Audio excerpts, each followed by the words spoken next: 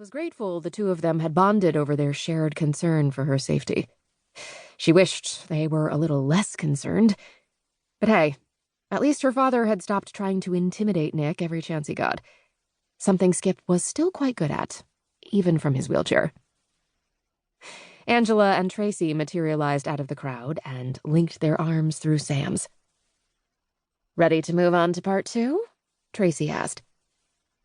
"Do I have to?" Sam asked, a shaft of pain through her midsection reminding her of her many worries about Nick's new job.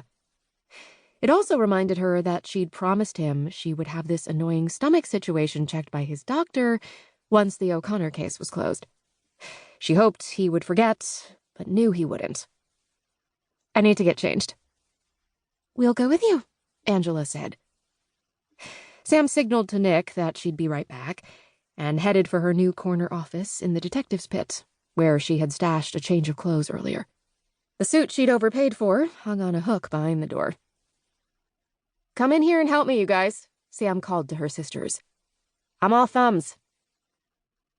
Angela and Tracy marched through the door and took over, changing Sam out of her uniform and into the black suit with a subtle silver pinstripe. The 3-button jacket revealed a hint of her substantial cleavage, but she worried it was too sexy. They capped off the outfit with Sam's prized black Jimmy Choo heels and their grandmother's pearls, which Sam hoped lent her an aura of respectability. Angela helped Sam with the shoes, straightened, and then wobbled. "Whoa," she said, reaching for the wall to steady herself. "What's the matter?" Sam asked. "Nothing. Got dizzy for a minute there." "Did you skip breakfast again?" Tracy asked. "Maybe," Angela said sheepishly. "I'll grab something on the way to the Capitol." Turning her attention on Sam, she added, "You look fabulous, Sam. Absolutely gorgeous." Sam tugged at the top button of the suit, willing it up another half-inch.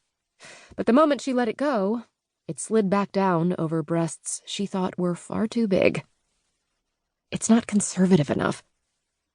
"Well, since Nick is a flaming liberal, that shouldn't be a problem," Ange joked. "Very funny," Sam said.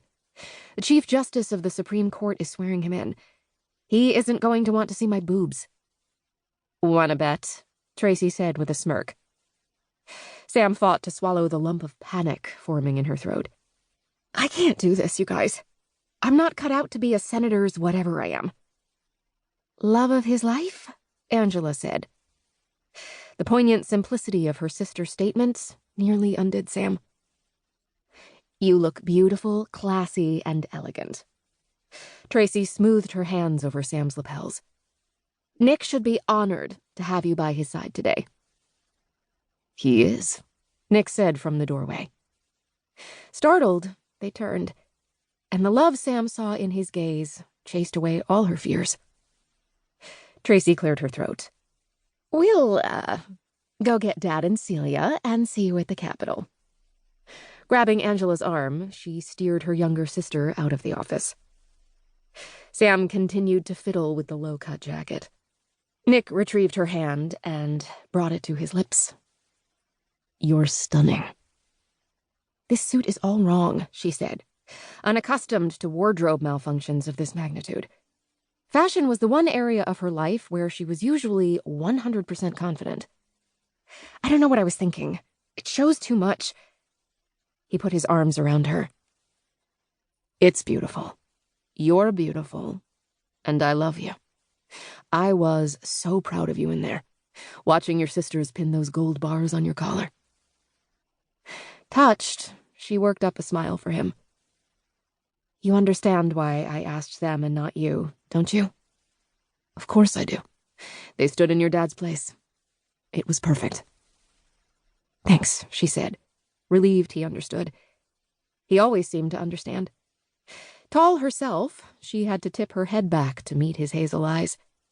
At 6'4", he was one of the few people in her life who towered over her. "Are you ready?" The slight hitch in the deep breath he released was the only sign of nerves she could detect in his otherwise cool demeanor. "As ready as I'll ever be." He offered her his arm. "Shall we?" Sam hesitated,